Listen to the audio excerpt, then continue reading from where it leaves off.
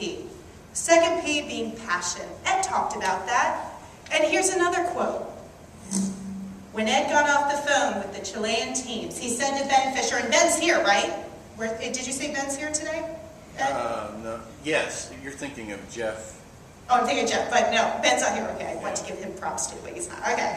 All right, well, Ben said, president of Center Rock, Ben, we're going to get them out of there. You like that inflex? Would you have had that, Ed? And he said, and Brandon, he's the best in the business. We often talk about business relationship in terms of economics, trade, and jobs. But when it comes down to it, it's really the people. He had that passion. Passion. I mean, he talked about the technology, and yes, he has all that to back him up. But you know what? If he's like, yeah, my rig is, it's all right. You know, passion. We all can have passion. These are the things that we can have as a part of our essence. People are going to follow those with that passion. And people watch every move you make. It doesn't matter where you are in this world. They look at every single thing. And you know what? Those people who watch you, they can start talking about you. So it's up to you, Jeff. What do you want them to say about you? So you need to always go through life modeling that way, through those passions, because that's what happened with my internship gopher. Who's this kid trying to start a business? She never even built a website.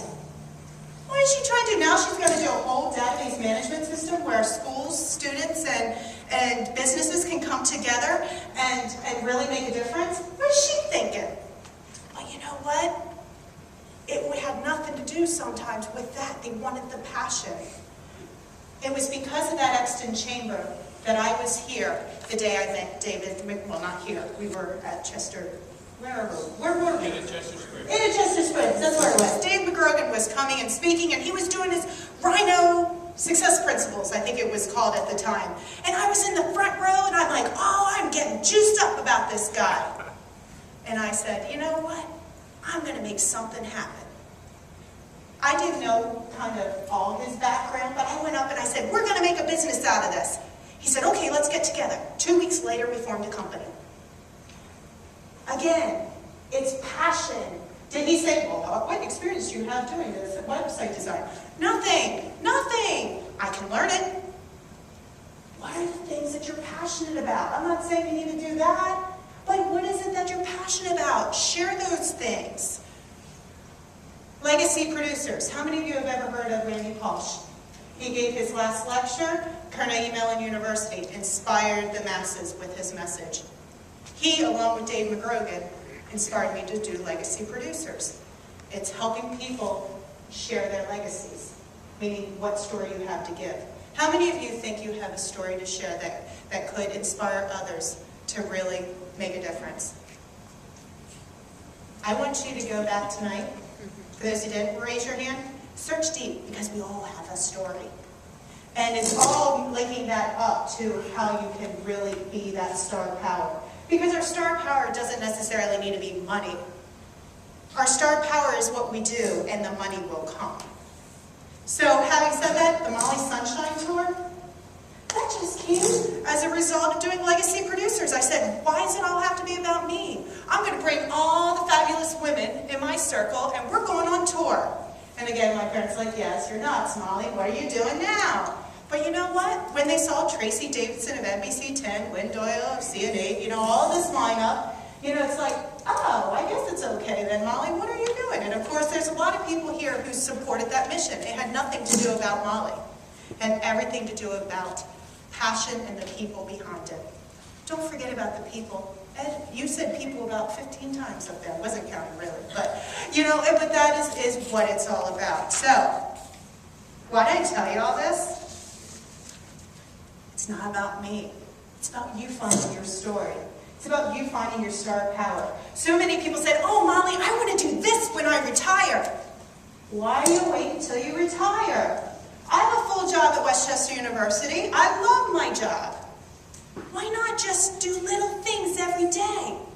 So by the time you're ready to retire, you don't have to take that, oh my gosh, I don't know if it's going to work. I don't know if it's going to, is this the right thing? You've already tested it along the way. You've already built your following of, hey, you might have people wanting to join in on the fun that you're about to do. Some of you might be like, I really don't like my job I'm in right now. Now is the time to start not concentrating on why you don't like your job, but painting the picture of what that job might look like. My son last night, I have a vision board that takes up one wall of my guest room, and I hang it up with painter's tape because, I don't want to mess up the paint. And Tyler comes in, he's like, Mommy, and no kidding, this was just last night. He goes, Mommy, why do you put things up there that you probably won't get? I said, because 2 years ago, I got everything that was on that board, and I will get that, honey. I said, what would happen if I didn't put that up there? He goes, it wouldn't come true.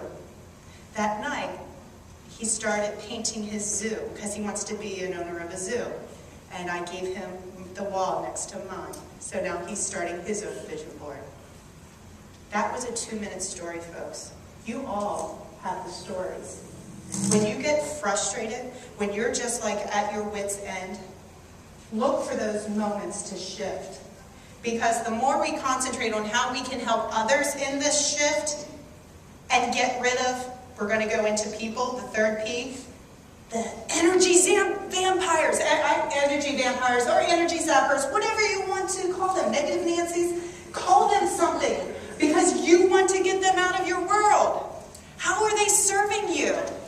We're going to do a 5-finger test, just to keep the blood flowing in the hand, okay?